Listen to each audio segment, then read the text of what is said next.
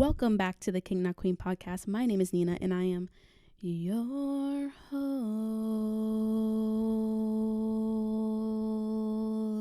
It's the King Not Queen podcast. What's up? Hey, how we doing? We're so back in the stew. Different angle this time, testing some things out. I think I have pages. Today for who I'm talking about, because looking back, this artist has actually had like just a consistent run in my life. And like throughout like my childhood, really. I have so many memories with this artist, so it's gonna be a little emotional. Let's get down to who I am covering this week. Roll the drum roll, or cue the drum roll. Ed Sheeran. Artist Spotlight. Yeah. Yay! Your favorite ginger. It is your favorite ginger. I love him so much. He has been a staple part of my childhood, like since I could remember. My mom loves Ed Sheeran so much. So let's get started. Beginnings and debut, 2009 to 2013. He released 5 EPs, including a collaborations project with like a bunch of different UK singers and rappers and stuff. Like beatboxing, rapping, and like, you ever seen a white boy rap?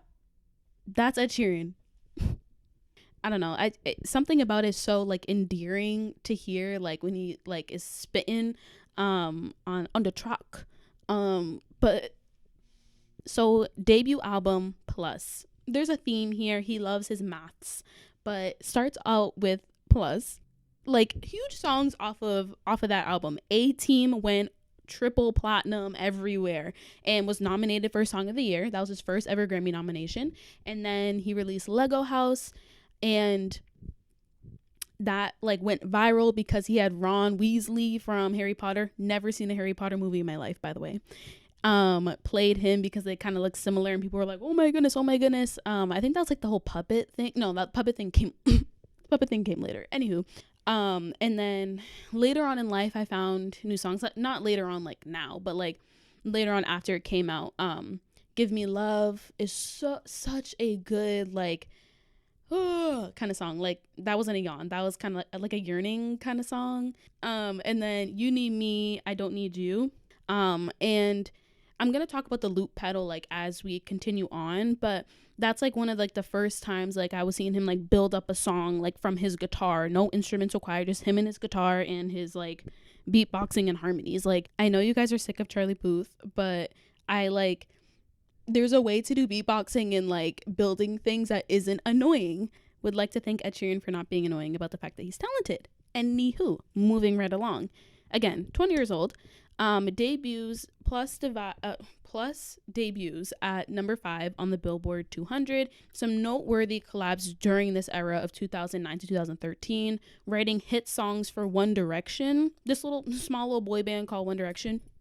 And I just learned that he wrote the song Little Things by One Direction.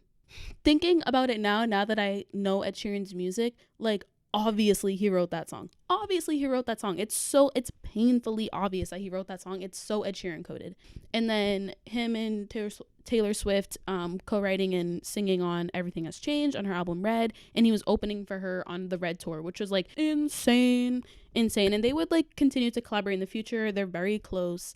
But yeah, mind you, but at the end of the day, like during this era, he's just like a dude in a flannel in jeans. He still is a dude in a flannel in jeans. Like that one time he was on stage with Beyonce, and Beyonce's like in this like beautiful gowns.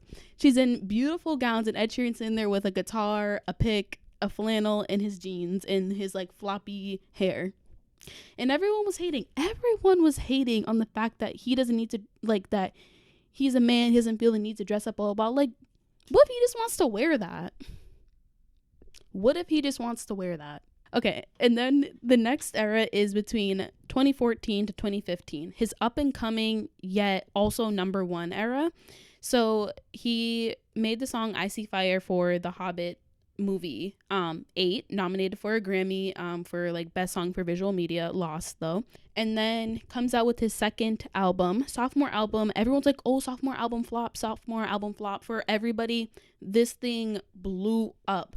I remember listening to this in the car with my mom. I was like 11 at the time. And some of the mainstream big hits, you have Sing with Pharrell, Thinking Out Loud, which was like the huge song. That one, you know, when your legs don't work like they used to before, and like all the vines or whatever when people were like falling. Opening song 1, very like he just recorded it in like an empty room with his guitar and was like a one take, it felt like. And then I'm a Mess is a great one. Bloodstream is such like a ooh, like it like built up throughout the song. I remember him performing it for the first time. I Love to Fire Love, very much about like family and like family members and like who remembers you. Love that song. And then obviously he made a song called Nina, and that is in fact my name. But new findings in my adulthood. Don't is such a good song, and especially let me pull this up because y'all didn't hear him when he said "Pooh, pooh, pooh" on my hotel door. I don't even know if she knows what for. She was crying on my shoulder. I already told you, trust and respect is what we do this for. I never intended to be next. Get lost, but you didn't need to take him to bed, that's all. I never saw him as a threat. Get lost until you disappear with him to have, of course. It's not like we were both on tour. We were staying on the same hotel floor. The same hotel floor? Ellie. So if you're wondering, who is the mystery man? Who did Ellie Goulding cheat on Ed Sheeran with down the hall? None other than Niall Horan. And now thinking back on the fact that he wrote Little Things for One Direction, the lore is so deep. The lore runs so deep. You wrote songs for my man. He wrote songs for you, Niall. Come on. Allegedly, Ellie Goulding cheated on Ed Sheeran with Niall Horan. So that's the lore. Moving on from Don't. It's a great song though. Love it. We have Photograph, which is a very emotional kind of song. The beginning chords are so nostalgic. Ding, ding, ding, ding, ding, ding, ding, ding, ding. Ugh, so good. How does he do it? I don't know how he does it. And then Tenerife C. I never know how to say it because I only know how to pronounce how he says it in the song. He's like, is the Tenerife C, I think it's called. And then finally, another one I found in my adulthood on like the big giant deluxe album is Shirt Sleeves. Sacrificing your shirt sleeves for me? I love that song so much. It's so good. 10 out of 10. Debuted on number 1 on the Billboard 200. Earned him 2 Grammys. Thinking Out Loud remains like the ultimate wedding song. He was the most streamed artist and had the most streamed album of 2014, as you should. And this is his sophomore album. He defied the sophomore album flop like conspiracy and just like totally came out swinging. I love it. And some of his noteworthy collaborations in this time period of 2014 to 2015, collaborating with Justin Bieber on You Should Go and Love Yourself. Because if you like the way you look that much, go ahead and love yourself. Yeah, that's the end of that era. We're going to move into the next era. Pop star status, 2016 to 2018. This is where like it's now to the next level. And this is the 3rd album. What kind of sound is he going to come out with? You know, how long's the album going to be? He comes out with Divide. This album has had such a profound impact on my life. It's like one of the first album releases that I can really like remember in a sense. It also came out around the time like where I was like moving, so like I think that's also why it has stayed with me for so long. Like I was like in the midst of like graduating from middle school and going into high school, so having like this like transition period of my life. My favorites at the time were Eraser, which is the opening track, similar like rap vibe to it, and then Barcelona, which is this like a, you know, has some verses in Spanish in it, and literally I'll be dancing in my seat if I listen to Barcelona. Similar to Multiply, This one specifically, I can hit this top to bottom and no skip, not even to skip to my favorite songs, no skips. I love each and every song so much. Even the ones that got overplayed on the radio, there is something so charming about every single one of these songs. In my adulthood and like after the album came out, I found Heartstone Breaker on here, such a good one too. And especially like the expanded deluxe album has just so many good songs on it that it's so hard to like pick and choose which ones are my favorite. He knows how to include like a lot of like his roots and culture into his music, and Galway Girl's a perfect example of that, as well as Nancy Mulligan, which is like telling the story of his grandfather and how like his family started, and it's such a good song. Oh, this is another one of my favorite rhymes, maybe number 3, but it's she and I went on the run, don't care about religion, like expanding the syllables of religion, but on the run religion. His mind. Again, no skip album, 11 out of 10. 11 out of 10. Beyond perfect. And it got what it deserved. It got 2 Grammys, Pop Vocal Album of the Year and Pop Soul Performance for Shape of You. Had the Beyonce collab of the Perfect Duet, which is like a stripped down acoustic version of Perfect. Another top wedding song with Beyonce herself. Thank you very much. And a crazy thing I learned in doing research, this was 2017, mind you, 2017. The first artist ever to have 2 songs simultaneously debut in the US top 10, like on the Billboard top 10. This was 8 years ago. I'm going to put this in perspective for you guys. This happens all the time now. This happens all the time. The fact that this didn't happen before Ed Sheeran is mind-blowing. Isn't that crazy? Like, he basically started the whole trend of like releasing your album and taking up all the spots on the top 10. Taylor Swift has done it. Drake. Why does that seem it almost seems like it's not a real fact. It almost seems like I'm making that up, but isn't that crazy? This happens all the time. Olivia Rodrigo. Like, it happens all the time now. But then the next era, 2019 to 2020, he's like a professional collaborator. He releases number 6 collaborations projects, kind of like the follow-up to his number 5 back in the 2009 to 2013 era. And huge songs came off of this album. I Don't Care with Justin Bieber, because I don't care when I'm with my baby, yeah. Like, again, he just knows how to make a song without it feeling like, it's an Ed Sheeran song, but without it feeling like annoying. And then Beautiful People with Khalid.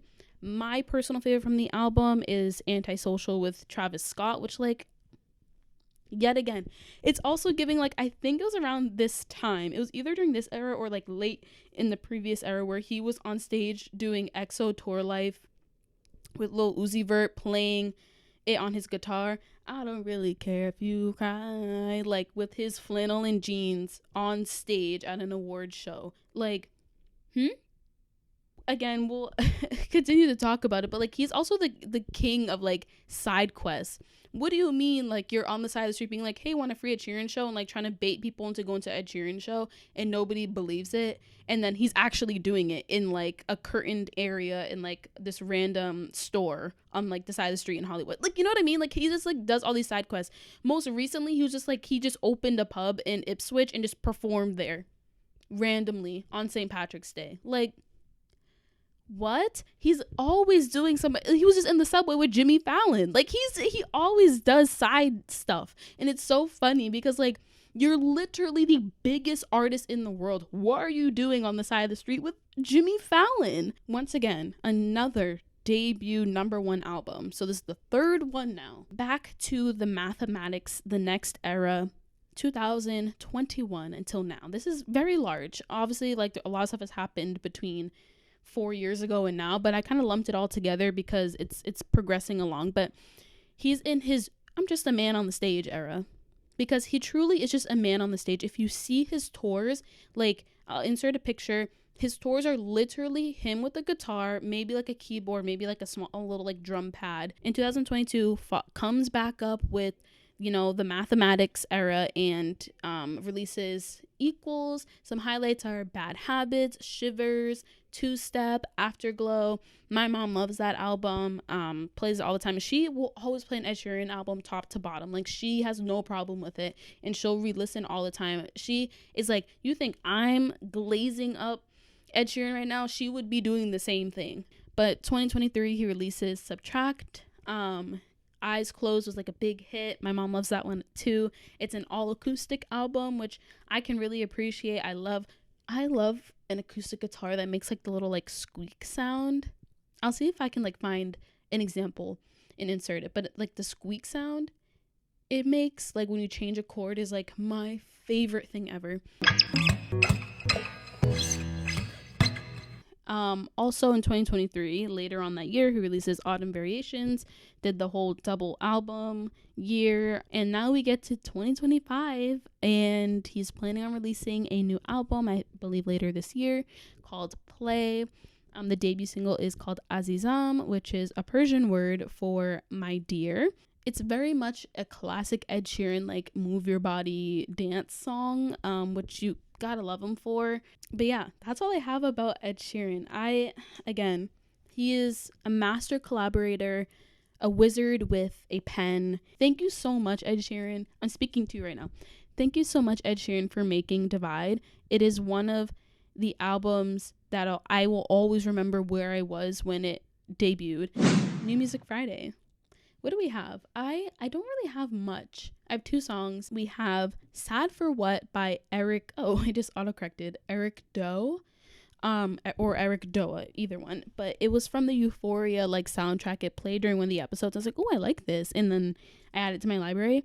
But it's very like, I'm not an electronic girly at all, but this one really gets me for some reason. Like, I was typing my essay and I was like, oh yeah, when I was listening to the song. Second song is from the Steven Universe Volume 1 soundtrack by Tom Sharpling, which is the dad, Greg, in Steven Universe. It's called I Can Never Be Ready. And it's such a cutesy song about, becoming, in the context of the show, was like about becoming a father and not feeling like he was ready enough, especially to be a single father. I think that show is just so good at portraying different situations and explaining it through music. That's it for today's podcast. If you have any suggestions for artists you want me to cover in the future, please, DM me. Follow me on Instagram and TikTok at king.notqueen. Again, it's king.notqueen. DMs are always open for suggestions. But yeah, that's it for today's podcast. I'll see you guys next time.